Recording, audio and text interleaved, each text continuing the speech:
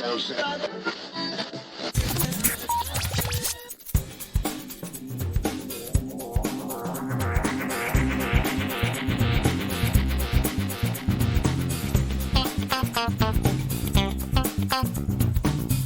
and welcome to episode 399 of Geektown Radio. I am back this week with... Darryl, how are you doing? Oh, I'm doing great, thanks. How are you doing? I'm doing very, very well. We're on episode 399. Can you believe it? That's quite impressive. It's ridiculous. Yes, so we will have a 400th episode next week, which will have some additional stuff in it, I think, as well, hopefully. But before we get to next week and all that, what have you been up to? So the first thing I'm going to talk about is a film called Polite Society that came out earlier this year. It's a UK film. It's sort of an action comedy written and directed by Nida Manzoor, who's done some directing of TV shows, but this appears to be her feature debut. Right. And it stars Priya Kansara, Ritu Arya, and Renu Brindle. Probably the easiest one to recognize would be Rita Arya. She appeared in the last couple of seasons of The Umbrella Academy. Might recognize her from there. Let's read the quick synopsis. Ria Khan believes she must save her older sister Lena from her impending marriage. After enlisting her friend's help, she attempts to pull off the most ambitious of all wedding heists in the name of independence and sisterhood. So, as you probably gather from that, it's pretty wacky. Yes. But definitely a lot of fun. Very stylized. I very much wanted to watch it when it came out in the cinema, but unfortunately, because I live in the middle of nowhere, the only cinema that had it was a train trip away, and once you factor getting off work and going, it made things a bit difficult. Yes. So I had to opt to wait for it to come out on SVD. Once it did, I picked up. And yeah, it's really fun. Story about two sisters, their love for each other, and I guess their ambition to make marks in the world. The younger sister wants to be a stuntwoman, which for Muslim girls, not necessarily the go-to. And I think her ambitions are sort of tolerated by her parents. And I think she very much looks up to her older sister, who's just returned from art college, but she herself is struggling. She feels like, she's good enough at the art college, and that's where we sort of start. It's very endearing. It's very fun. It's very over the top. I would definitely recommend it. Also got a great tagline, which is "Big Trouble, Little Sister," which that's genius. That whoever the marketing agency came up with that, I need them to run stuff over mine and get me some more engagement. That's great. Yeah, that's a great tagline as well.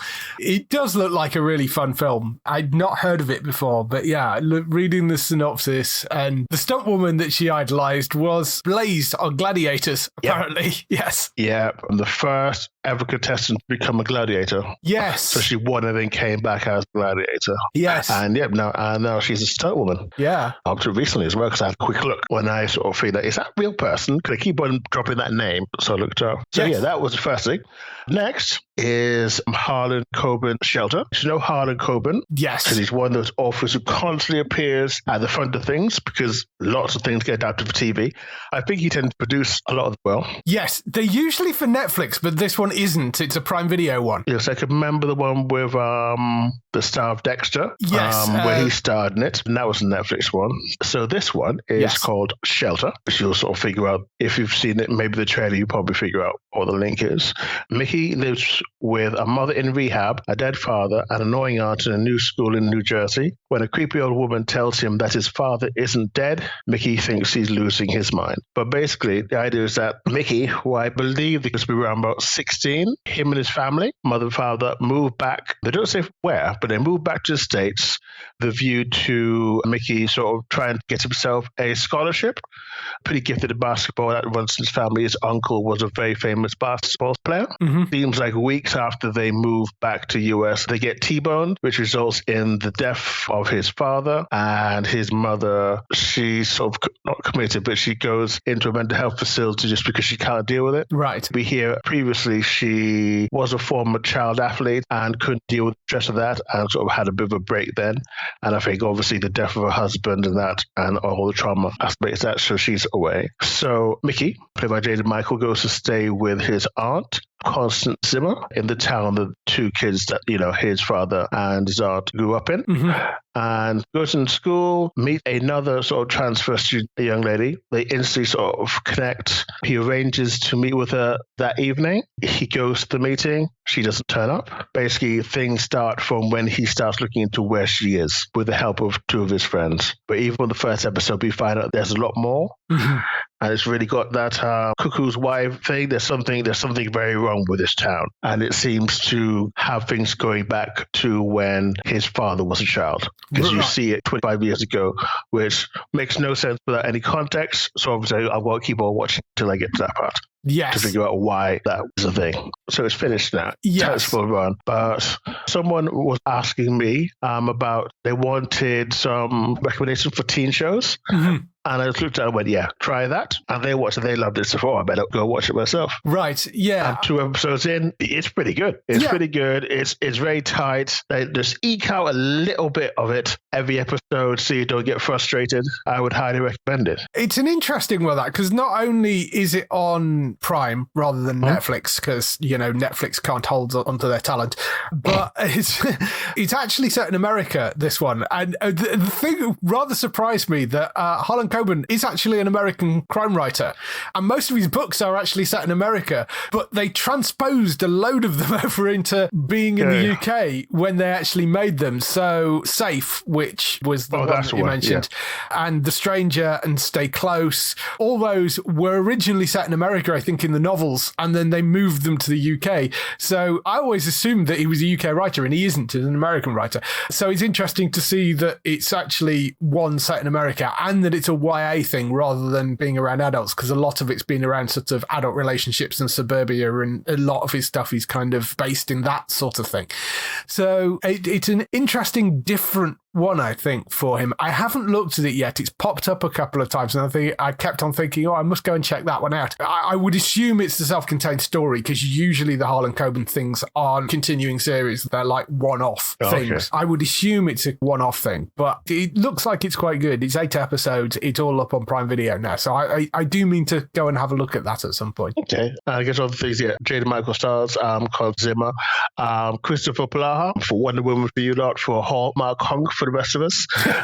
He's the father in it, so the people who you sort of instantly recognize.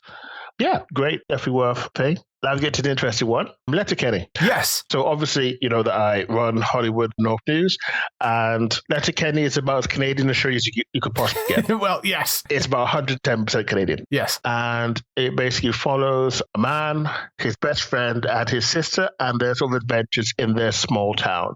It's just really quick dialogue, really snappy sort of comedy. It reminds me of things like a bit of like The Airplane and those sorts of comedies from the 70s, and it's just snappy, talk a lot, revolves around a subject each episode. So in the first episode of the first season, because there's 11 seasons out, in the first episode, we follow Wayne, played by Jad Kiso. He's just been dumped, and he's resolved to stop fighting, because that's one of the only things to do in the town. And it's basically just his friends trying to get him to go back to fighting and having fun, and we see how that gets resolved by the end of the episode. And then the next episode is just because he started fighting, spoilers, he now has to take back his title as the toughest guy in Letterkenny and arranges fights with the other people. So it is call up, and they literally just have duels, like 1800s UK with seconds as well, which I thought was hilarious. And yeah, it's just fun. It's kind of wild. Letterkenny is also notable because it led to a spin-off called Shorzy, which again stars Jad Kiso when he goes off into the city, play hockey for a lower league. So that's what else I've been watching. Yes. And it's pretty rare for me because I don't really watch comedy, but it's fun. It's not one that I'd heard of it, but it's not one I'd actually looked at. But all 11 seasons are on ITVX, so you can actually go and check them out for free. They're only short seasons. I think first one's 6 episodes. I think all the others are 7 episodes, actually. So it is all available up on ITVX if you want to go and catch that. But it does look like quite a good, fun Canadian comedy, that one. Should go and check that one out. I guess the last thing is I've been finally sort of getting into Wheel of Time Season 2, which has been out for a while. I think it's just about to have its last episode of the season soon. I'm someone who read the book, so yep, I'll be insufferable for the next 10 minutes. So it's a weird one because Wheel of Time is 15 books long, and those books in themselves aren't short. Yes. So in the crafting it for screen, there has been a lot of changes made, and a lot of changes that come up even in the first season. It was noticeable in the second season even more. So I think, as I talked to other people who read it, a lot of us sort of, I don't know, we're going to have to look and see how it all shakes out. Just because by its very nature, it's very much a hero's quest. Yeah. And understandably, Amazon dropped some serious money on this, and they've very much made it a ensemble cast thing. And it is ensemble casting books as well. But you will have loads of books where people don't turn up, even the main things. So I think that's why certain feats of sort of heroics have been sort of spread out amongst the rest of the main cast. Little storylines have been introduced for people who would otherwise be spending just a lot of time training, I guess. Yeah. So it's a bit weird to get used to. Obviously, it's just very much just almost inspired by it at this point. But I love the casting. Everything beautiful. It's hard to even put across how awesome it is to see something like what they call when you see magic in this world, when you see them being the threads and tie them together. It's like something that you've only read in a book and see it on screen and go, ooh, it's just quite something special. And lots of parts of it I really like. I'm not sure how much I like how they're doing with Rand, who's sort of our main hero guy, but the rest of the members of his sort of friend group, I think they're given a lot more to do, and that's for the well. So it's just a weird one. Yeah, I can sort of understand that. I've not read the books. I kind of enjoyed the first season. But I feel like it makes sense. I can remember sort of a Harry Potter issue is that the movies didn't really make a lot of sense by themselves if you didn't have a little bit of background. Yeah. I feel that Wheel of Time so far makes more sense. Right, okay. Yeah, I mean, certainly the first season made enough sense, I think. The cast is ridiculous. I've just been through that. I think there's 23 main casts listed. And then which is wild. There is probably 30 or 40 supporting cast. That's not including like one-off guest stars as well. So there's about 30 more people on top of the 23 people that are actually listed as main cast. So there is a ridiculous amount of people that you're sort of trying to keep track of, which is potentially a problem. But I don't know. I think it held together okay, certainly for the first season. I've not started the second season yet, so I can't vouch for that at all. But as somebody who wasn't a book reader, I enjoyed it enough in the first season. So, you know, we'll see. It didn't quite connect with me as well as some other things have. It worries me the amount of money they are literally pouring at this thing. I don't see the mass appeal of it. Yeah. I mean, even me as someone who's read it, and the books are very different. Also, books there's an endless sort of battle of the sexes thing. There's a way that gender roles in there are a bit different, and it's literally mentioned in almost like a third of every single interaction between people in there. Talk about that. They'll talk about either why men are useless and can't be trusted to do things, or why women can't be trusted. It just goes back and forth and back and forth. And they're not going anywhere near it in the show so far, which is weird because it is something sort of important, because it shows the sort of motivations about things. Like it shows a lot more why male channelers can't be trusted. Yeah, I mean, they did do a little bit of that and they did touch on it, but not to that sort of extent. But you need the sort of thing before then. I mean, it's just the idea of like, if you think of men in that thing being all but useless according to some, and then you throw in the fact that male channelers are dangerous because of what happened to the source of their powers. Yes, it's less the men are useless thing and more men aren't allowed to channel because their power is dangerous. Yeah. I did enjoy it. It's just not enough for me to sort of suddenly leap on the second season when it came and that's out. what you really need that for something this big. Yeah, I sort of get where you're coming from with that, because they have thrown a lot of money at it, and you do kind of wonder how long they're going to be able to sustain this at that level of funding if it hasn't got that many eyes on it. I mean, I don't know how well it is doing, but it's certainly not got a lot of buzz around it, I wouldn't have said. I mean, to be fair, maybe we've gone past the place where we can have a lot of buzz about things just because of how fractured streaming and stuff is. Well, yes. That is true as well. I will jump on the second season at some point, but I just haven't started it yet. Partly because, Starfield. Which I'm still buried in. I have actually completed one run through it. Oh. I have got to the end of the main plot of the main game. It then has a sort of new game plus thing, which, without giving too much away, the new Game Plus is tied in to the story. It's not a sort of kicks you out of the game and you start again with all your stuff. It's done very differently to that. So it's sort of integrated into the story is the new Game Plus thing. It's an interesting one. And having been through it, I do really love the game. I mean, I've got hundreds of hours in it. It's been great fun. It is not quite as deep as maybe you would want it. The stories have been quite good. There are some bizarre design decisions for certain things in the game as well, in terms of what they've done with the interface, or they've given you these massive planets that you can go wandering around, but there's no mounts of any description in the game. There's weird little decisions that they've made. Matt, when we were talking about it last week, referred to it as Bethesda jank, and there is a certain amount of that through it. It's like, well, why does it work that way? Why did you think that would be a good way to do it? And there's a lot of things that when you look at it, you start to see that.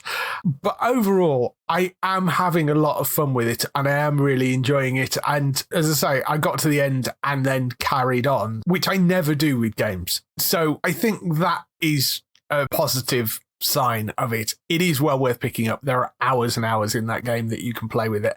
I will probably keep on playing it until City Skylines 2 comes out, and then I will put it down for a bit and pick up City Skylines 2. But I've got mods running which solve some of the issues, which is great. There is, I'm sure, going to be tons of DLC that come out for it, and that will expand it. It's going to be very interesting to see where this game is in sort of 3-5 years' time, because I think that is sort of what it's designed for. What you've got now is a very solid foundation of a base game. There are things that will get improved by the modding community. There are things that will get improved and added on by DLC. And I think the Game of the Year edition that comes out, like Skyrim, available on your toaster and fridge or whatever else it is they launch Skyrim on next, it's going to be that sort of game for them, I think. There is going to be a sort of definitive version of it eventually, but it's probably 5 years down the line before you've got that version. But there is a lot of fun of things to do in it as it is. And when they fully release the mod support for it, because it's not properly mod supported at the moment, when that all comes out, I think that's going to be really, really interesting. Have you had a chance to pick this up yet? No, I haven't been doing much gaming at all. Fortunately, my circumstances changed. I've got even less time than I used to. Right, to dedicate to gaming.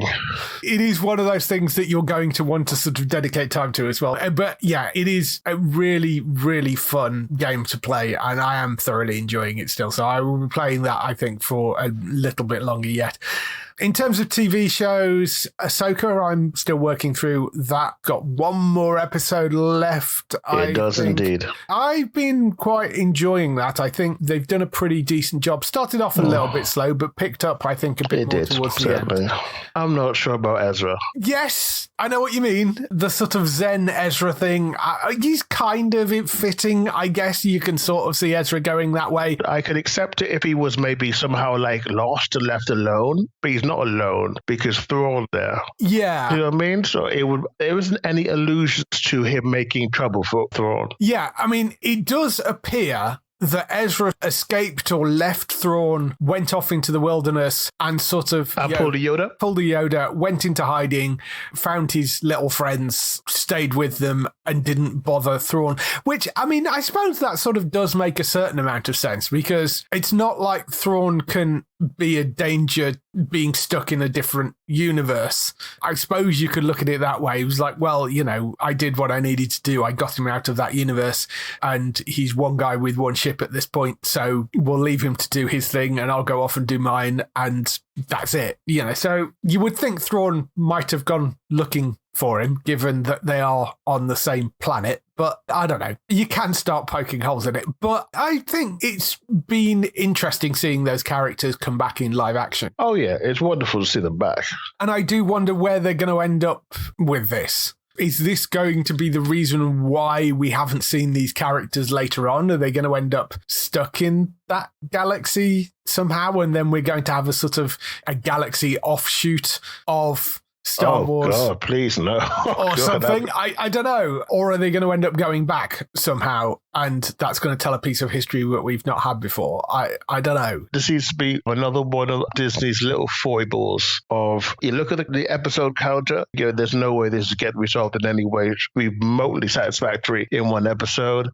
And then you watch it and proven right. You go, oh, why did I watch another one of these Disney Plus shows? That is the thing that bothers me as well, is they've got one episode to wrap this up. And there's still sort of things happening back in our galaxy, so to speak, like potentially dodgy senators, which doesn't seem like it's going to get resolved at all. Yeah. And it's just like, oh, why are you doing this to us? Yeah, I don't know. Try and reserve judgment until we've seen the episode this week, and we'll no doubt talk about it next week. But yes, I have the same concerns of you of like, where are we going to end this?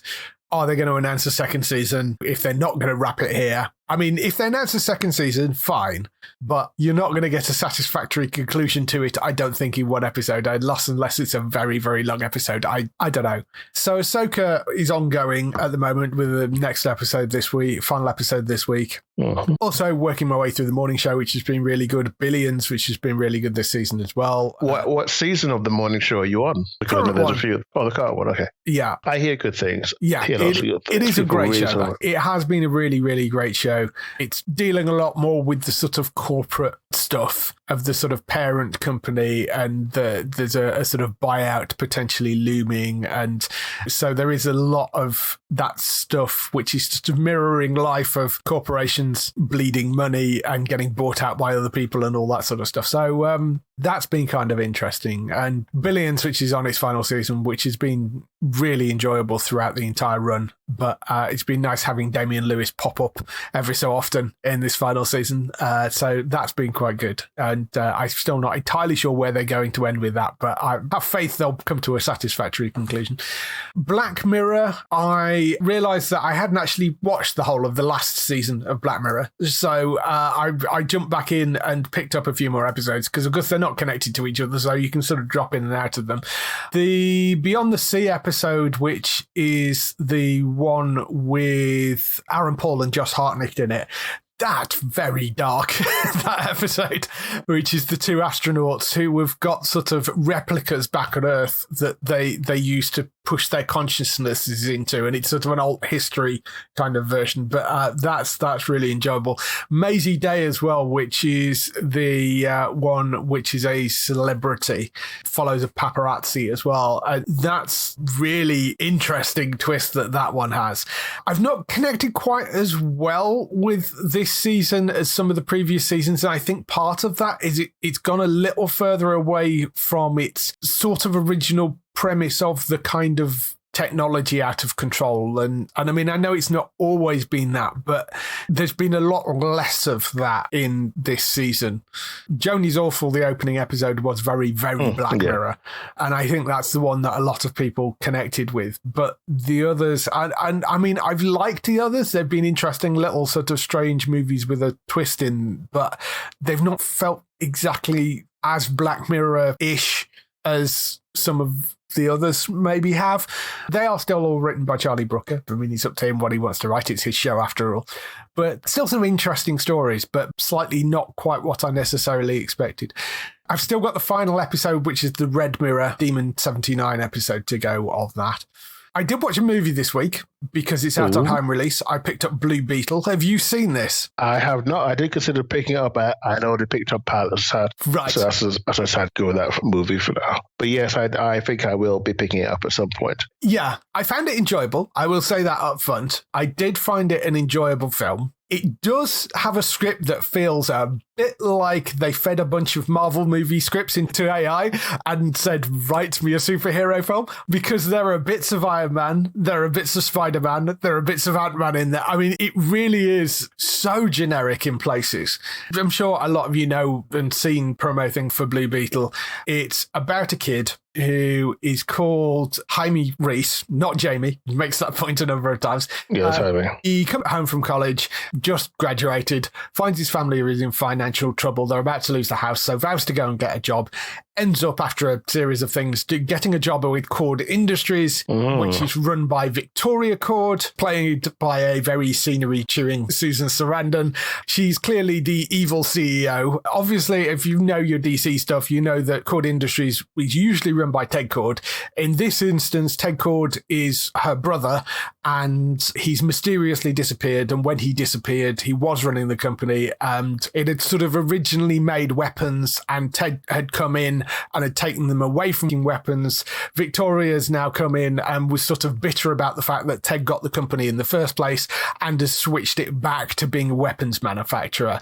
She has this scarab thing in a lab, and she's trying to utilize that to build the ultimate super soldier, basically. Jenny Cord, who is Ted's daughter, disagrees with her aunt, Victoria, and ends up stealing the scarab and gives it to Jamie to keep safe. And of course, the scarab goes and bonds to Jamie, and that's how you get Blue Beetle. So that's pretty much the setup for it. But it has got the standard tropes of scenery-chewing evil CEO person fighting against kid that has gained superpowers out of nowhere. And the movie ends with two equally powered people beating the hell out of each other, like the Iron Man movie, like the Hulk movie, like Black Panther. You know, it's just very generic in its plot points and does feel a bit like it was a thing that was written by an AI when you told it, make me a superhero film. That's not to say it isn't enjoyable, because it is. I mean, if you've got a couple of hours to spend and it's out on Sky Cinema or it's on TV, worth sitting down and watching it. Cast are great. Zolo Maridua, I think his name is the lead in it, and he plays Jaime, and he's really charismatic and he's great as the lead. George Lopez plays Jamie's uncle, Rudy, who is great in it as well. He's described at one point as being a sort of Doc Brown character, and very much that sort of thing. He's a sort of conspiracy theorist and kind of slightly nuts and off the wall, and he's great. It also has Adriana Baranza as Nana, who is obviously Jamie's grandmother, who is so kick-ass in this and just really funny. Those two characters are great. There's also a sister as well who's quite good, and the mother, and it's a really nice, well put together cast. It's acted really well. I think the script is just fine, but you kind of know where it's going from the moment you sit down and start watching it. I mean, it's just really generic and nothing you haven't already seen before. But it is still quite an enjoyable film. Not massively original, but enjoyable. So if it's out and you've got a couple of hours that you want a decent, fun, little popcorn film to go and watch for 2 hours, worth going to check out. It is out to buy. It will no doubt come out onto streaming services and stuff relatively soon, in a couple of months, so keep an eye out for it. And the other thing that officially kicked off this week was Gen V, which is also on Prime Video. Have you been watching this? Indeed. You can head over to Hollywood Northview to see my review for the first 3 episodes. I thought it was really good. I was very much worried.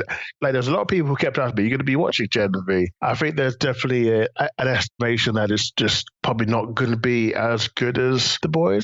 But what I've seen of those first 3 episodes, it's very different. Keeps the sort of gross out, body exploding aspects of The Boys, which people love. But it's telling an interesting mystery story. And it also takes a look at the way that we can compare it with our own world. Everything's about following and ranks and like that. And I think one reason why I like it is because we have this cast who we're following, but they could still be good. Pretty much most people in The Boys are done for. There's like 2 or 3 people who like aren't completely destroyed by whatever happened to them before. Whereas here you have a slate of people who have their problems. And we see in horrific things what happened to Marie Moreau, who's basically our unofficial lead when she discovers her powers. That was awful. But we look at these people, and for the most part, they mostly seem to want to be good, and there's a chance of them being it. Whereas I guess when you watch The Boys, everybody's sort of given up, or they're just evil. I've always been evil. Yeah. So I like that different. It gives me some cheerful, which I don't really have in The Boys. Yes, I think that is fairly true, because the Supes, particularly in The Boys, are all awful, with the exception possibly of Starlight. I mean, they're pretty much all terrible. The Boys themselves are a little bit of a mix as well. So I know what you mean. And it kind of presents this sort of nature versus nurture thing, because The Boys sort of presents all Supes are bad and people like Starlight are kind of an anomaly. Whereas this is more presenting the fact that they don't all start out that way. Yeah. It's kind of the way that they're drilled into being superheroes that sort of bends them towards that douchey competitiveness that we see, and that sort of power corrupting. And one other thing I really like is the fact that for these kids, because obviously it's college, they're around 18, because there are some like seniors, they will be like, 18, 19, 20. For them, obviously, it's only been a few years since Compound V made public. Yeah. So before then, they assume that they develop powers, and it's just an X-Men thing. But obviously now, all of those people know that they were experimented on by their children. You can see the difference it makes for them because they haven't gone too far. Whereas, for like members of the Seven, that is too far. It's sort of too far gone now. So I think it's also been mentioned that the end of The Boys last season is before this. So they've all seen Homelander lose it. Yes. And cut a man down in cold blood. So just those things makes it much more interesting to sit there and watch. In the Faculty, we see a different kind of evil in that obviously we're watching everything. We can see the other side of what it is. And we see sort of the disdain that certain members of the Faculty look at the students and you just go, ooh, while manipulating them masterfully. Yeah. It looked good. I hope it can stay at this level. And if it does, I'll be very happy with watching it. I have seen more than the first 3 episodes that went out because they sent me some previews. So I've actually seen the first 6. And it does continue at that level. It's been really, really good. I was kind of disappointed that we didn't have it all to kind of look through, because I was like, I'm going to have to wait now in 4 weeks because they released the first 3 at once. So I'm going to have to wait until the others come out. But I really, really enjoyed it. And the casting's been really good. There's some faces that you will recognize in there. And some so you recognize Shaz Perdomo, British actress. Chili mentioned Sabrina, and I think Morse, or whatever the Morse spin-off was. He was in that as well, apparently. And Jazz Sinclair, who was also in Chilling Adventures of Sabrina. They're working together again. Yes. And you would probably instantly recognize the new Vice Chancellor, or whatever it is that they call them in the US. Shelley Conn. She's a Dean, isn't she? Yeah, who's been everything. Very well-known British actor. Lots of things on her resume. And she's just very evil and smarmy in this. Yeah, and you've got Patrick Schwarzenegger in there as well. Clancy Brown is in there. Sean Patrick Thomas. Plus, you've got a few guest stars popping up from The Boys as well. People across The Boys that sort of pop up at various different points. If you like The Boys, you're going to like this. It's a really interesting expansion to that universe. I think they've done a really solid job with it. Definitely worth going to check out if you've not checked out Gen V yet. Although I imagine if you've been watching The Boys and you knew this was coming out, I'm sure you've probably taken a look at it by now, but worth taking a look at that. I think it's the Tech Night episode next week. That's a great episode as well. So really, really good. Go and check out Gen V on Prime Video. So that's all the stuff we've been doing this week. Let's move on to some TV and film news.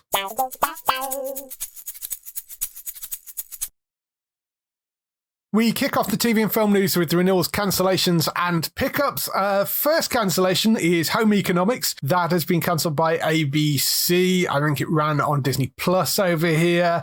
We were waiting for a few renewals from ABC. Rookie Feds, which is still on the line at the moment. Oh, they really hold on to that one. Yeah, whilst the strike was running, they couldn't do a decision on that. So I suppose. The other thing is The Good Lawyer, which is the backdoor pilot spin-off of The Good Doctor. They haven't made a decision on that yet, but now we might hear some news on that over the next few weeks, but at the moment nothing on those. But Home Economics, they have decided. To be fair, that I think hadn't been rating particularly well, and it's just unfortunate because it seemed to have been quite a good show.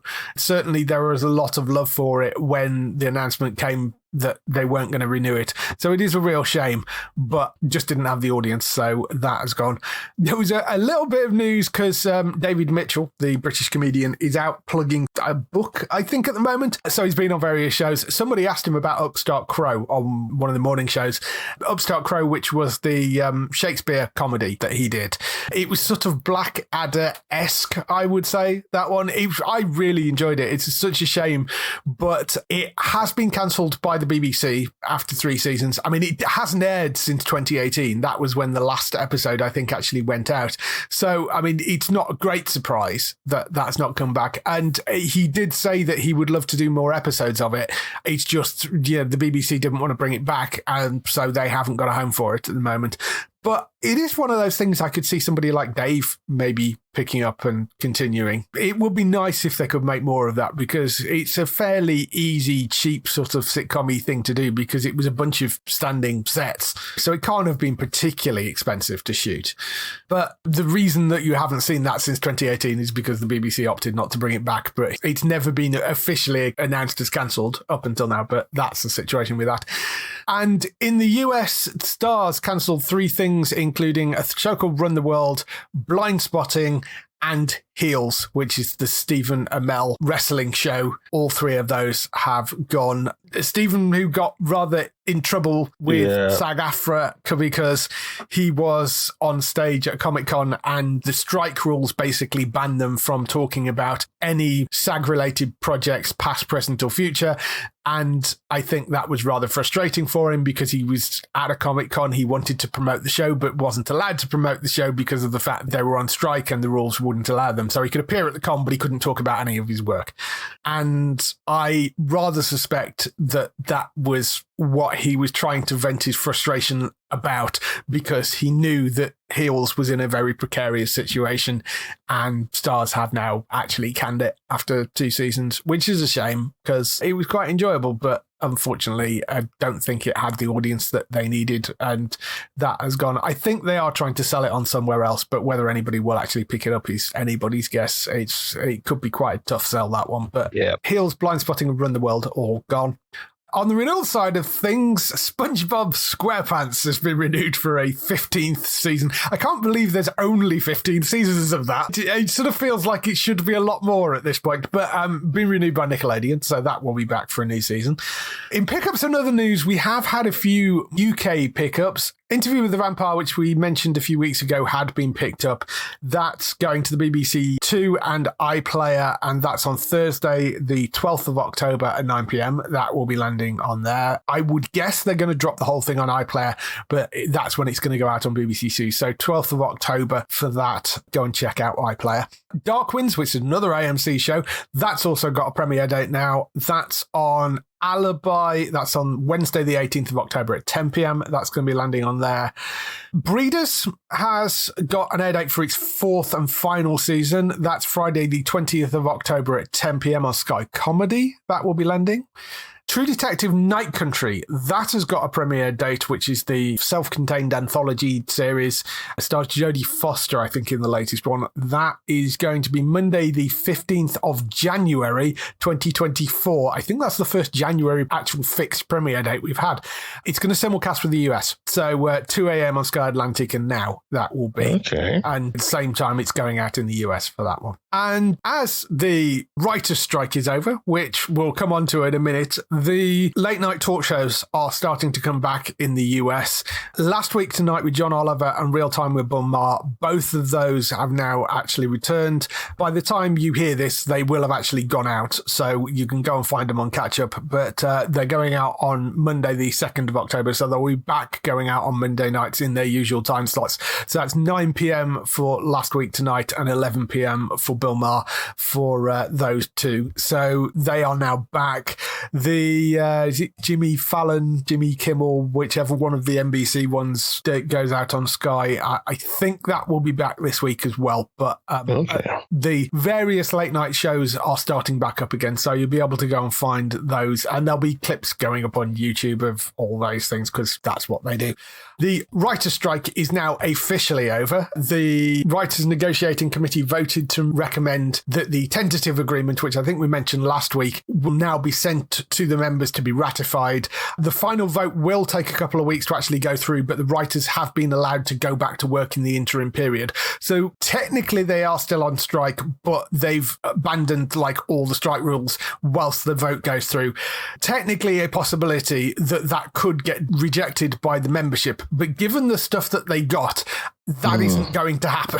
So yeah, I've read it too. Yeah. I mean, there is no chance that the writers are going to reject this because the negotiating committee did an incredible job getting this through from the Alliance of Motion Pictures and Television Producers. It's a new deal which will last until 2026, and it should be easier to get it renewed now this stuff is in place. So although it is only until 2026, unless something drastically changes, it should be easier to negotiate because they've now got some rules in place for it when that comes up in 2026 again. It's not that normal for them to go on strike twice in a row. Usually it's just a case of renegotiating a few terms and percentage points of things. So here's what they actually got. Basic wage increase for the writers on the same annual agreed rate by the studios with the Directors Guild, who actually got all their stuff signed off on without striking. So it's a 5% increase in the first year, 4% increase in the second year, and 3.5% increase in the third year. Also increases to pensions and healthcare as well. So, I mean, that's pretty basic, straightforward stuff. Specific issues of things like AI. Studios are not going to be allowed to require writers to use AI as a tool for writing and must disclose if they are given AI generated material to writers during the process. So you can't have an exec go and knock something out of an AI thing and hand it to a writer and say, can you write something around that? They've also secured key contract language regarding the use of its members' work in data sets to train AI programs, with the contract dictating that the WGA reserves the right to assert that exploitation of writers' material to train AI is prohibited by NBA or other law. So that's basically stopping them from using writers' work to train an AI system. So you couldn't feed a bunch of NCIS scripts into an NCIS AI script generator and produce a new script from it. That is not going to be allowed to happen, which is good because that's not what you want. That's the sort of basic stuff on AI. There's a few other bits and pieces with that as well. Streaming residuals, which is one of the big things. So starting in 2024, streaming titles with a budget of more than 30 million that are viewed by 20% or more of the service's domestic subscribers in the first 90 days of release get a bonus equivalent to 50% of the fixed domestic and foreign residuals.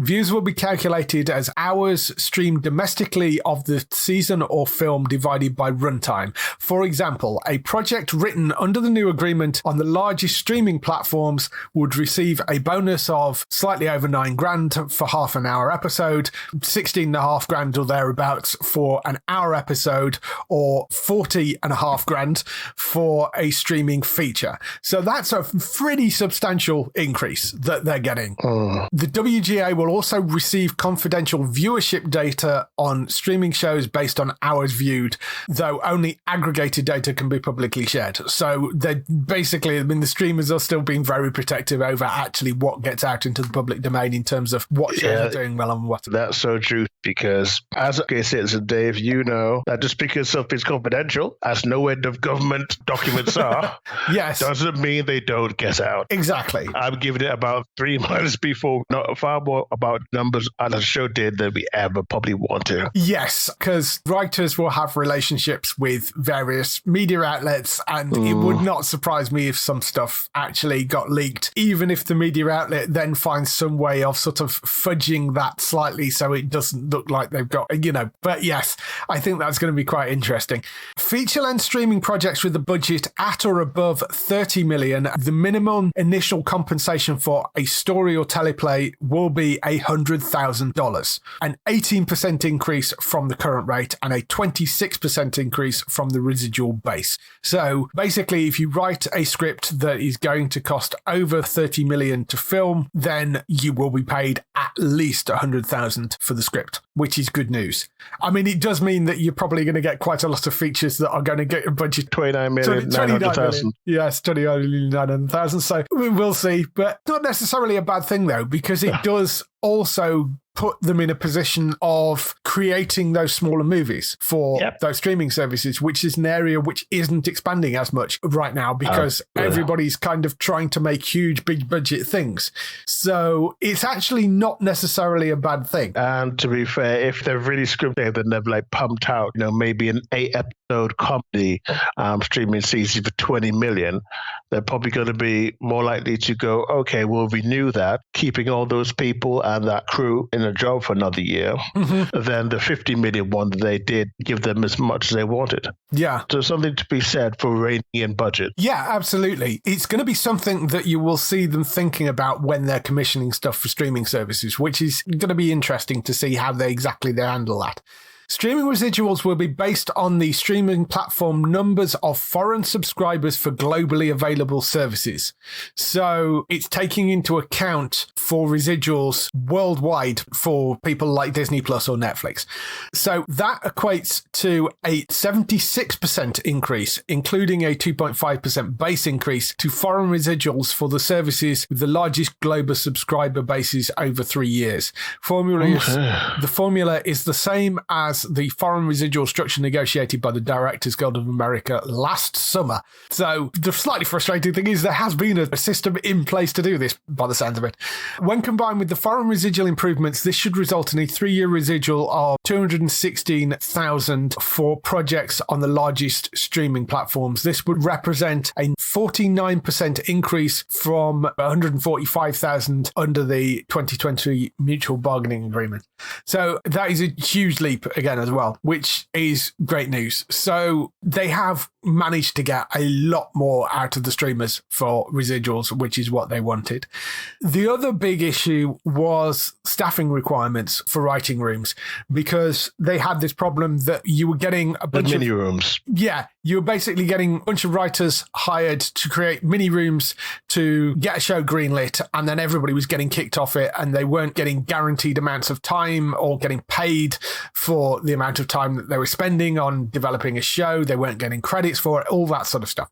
So the requirement for studios to hire 3 writers for development and 3 writer-producers, that is including the showrunner, for a guaranteed 10 weeks work in a pre-greenlit project.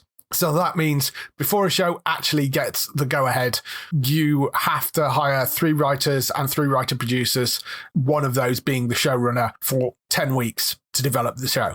After the show is greenlit, they agree to hire writers according to the number of episodes ordered. So if it's 6 episodes or fewer, 3 writers and 3 writer-producers, 7 to 12 episodes, 5 writers and 3 writer-producers, 13 episodes plus 6 writers and 3 writer-producers for at least 20 weeks or the duration of the post-greenlit writer's room, whichever is shorter. During the production, there will be a minimum of the showrunner and 2 writer-producers employed for 20 weeks or the duration of the production. There is an an exception in there for shows which are entirely written by one writer, such as Ashoka, which we were talking about earlier, which is entirely written by Dave Filoni, or something like Big Little Lies, which is entirely written by David E. Kelly.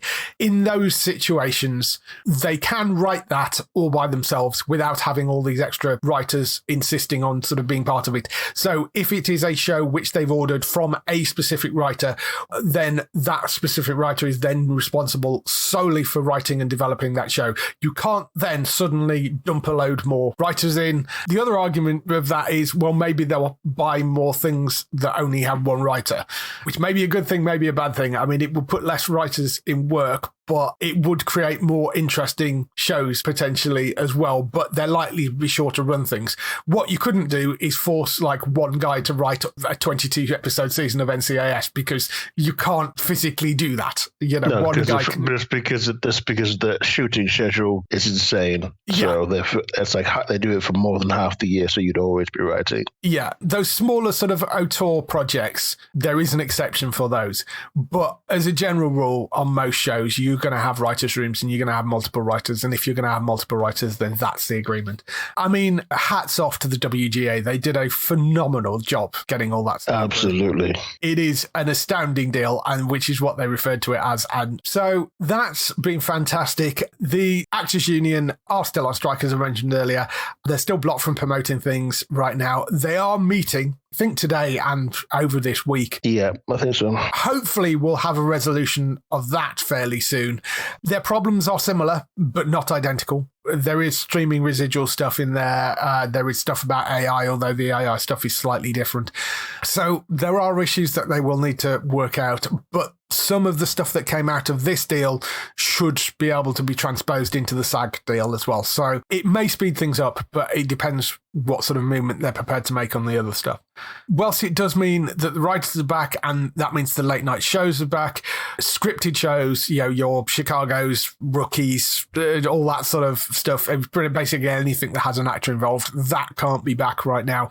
So they still need to resolve this. They've kind of got until the end of the month at the outside to be able to resolve this. Otherwise, they're not going to be able to get things shot for this broadcast season.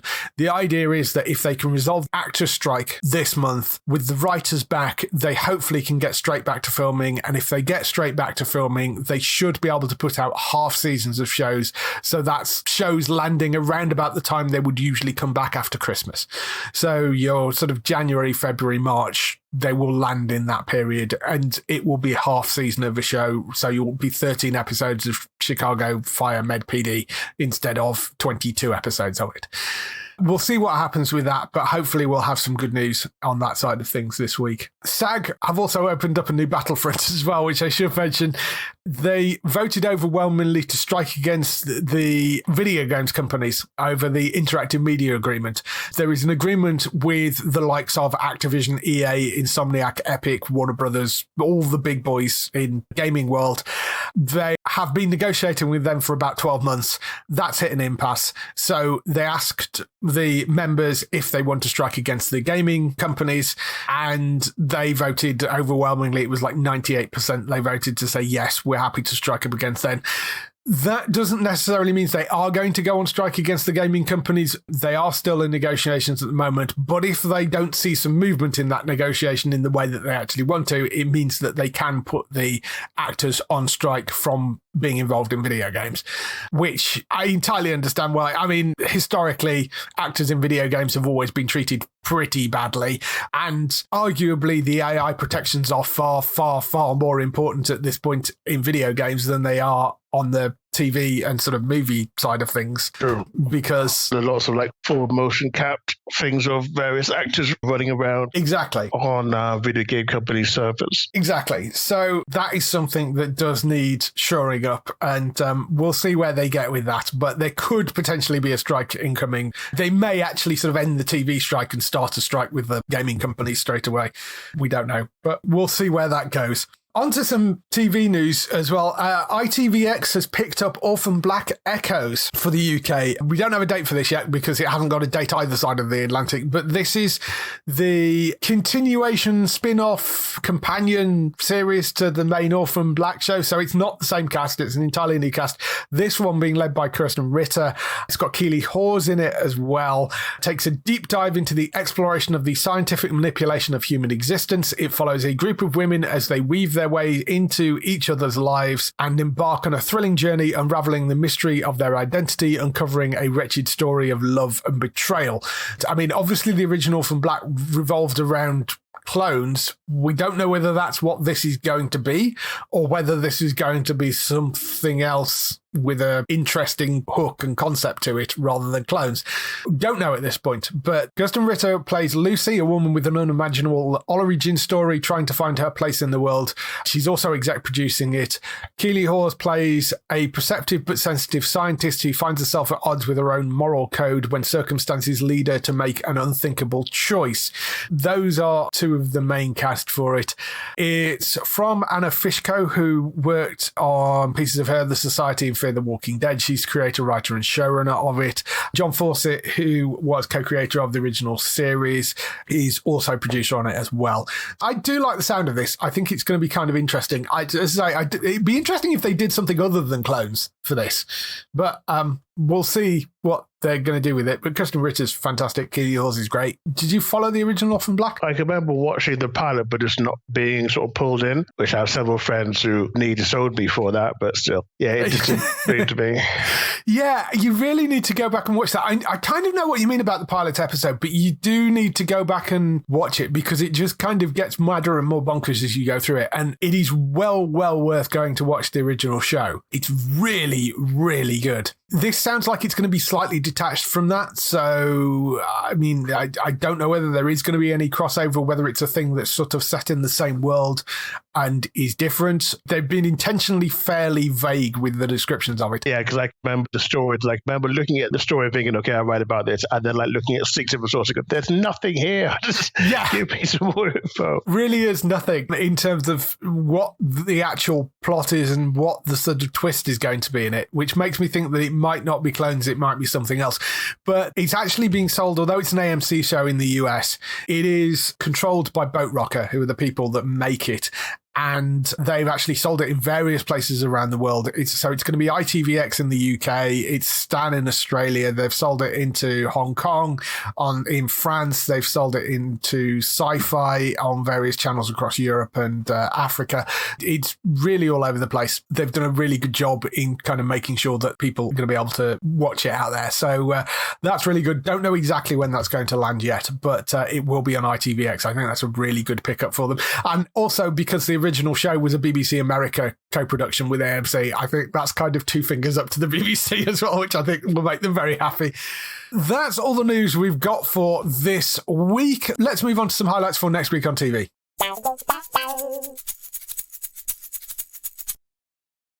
So, highlights for next week. We have Mrs. Sindhu Investigates, which we mentioned a few weeks ago. It's coming to drama.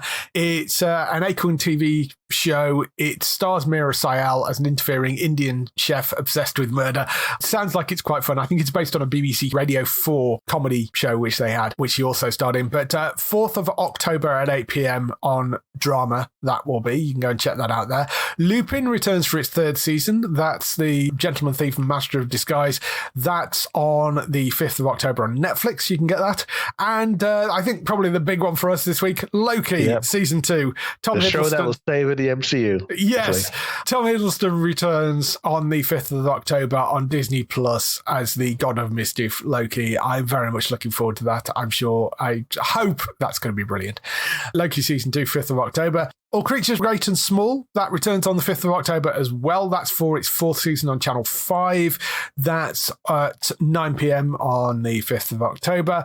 Ghosts returns for its 5th and sadly final season. That's the British original Ghosts on BBC One, 6th of October at 8:30. That will be on. Godfather of Harlem, that returns for its 3rd season. That's the Forrest Whitaker starring as Bumpy Johnson as the infamous crime boss. That's on Lionsgate Plus. That's on the 6th of October. And also on the 6th of October, Have I Got News For You is back for its 66th season. That's I know, 6th of October at 9 p.m. on BBC One. That will see Paul and Ian back for more topical comedy there. That is everything. There's definitely a couple of things I'm looking forward, and sort of also not looking forward to saying goodbye to Ghosts, but that I am looking forward to coming back. And Loki as well, obviously, definitely be watching that. If people want to find more of you, where can they find you? You can head over to HollywoodNorthNews.net to find all things Canadian. The show's basically filmed in Canada. Coming up later this week, we'll have an interview and a review of a Canadian independent film that I've just watched, and I'm doing the interview itself tomorrow, so keep an eye out for that.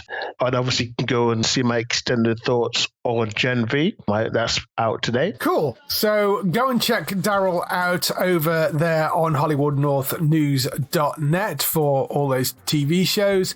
Other people involved in the show, Bex, you can find on twitch.tv/Trista Bites. She's streaming weekly. You can go and find her there. She's also still doing her show with the guy from The Gadget Show, Jason Bradbury. She's doing her show still over on his channel as well. And if you're at Play Expo this weekend, she's presenting panels there, so you can go and find her in person at Play Expo. Go and check her out there. For Matt, you can go over on to entertainmenttalk.org and find lots and lots more podcasts over there. I'm sure there'll be some interesting stuff about Man U over on there as well, and the gaming talk and all the other stuff that he does over there, so go and check that out. And for us, you can find us at the website on geektown.co.uk. Throughout the week and see all the latest air date information. If you want to get in touch with your questions or comments, email us on podcast@geektown.co.uk. Leave a message on the website page. Find us at Geektown on Twitter, X, whatever we're calling it today, on Facebook at facebook.com/Geektown, on YouTube at youtube.com/Geektown, on Blue Sky at Geektown, on Instagram at Geektown UK, on TikTok at Geektown UK, and on Threads at Geektown UK. That is everything. We shall see you next week. Bye-bye. Bye.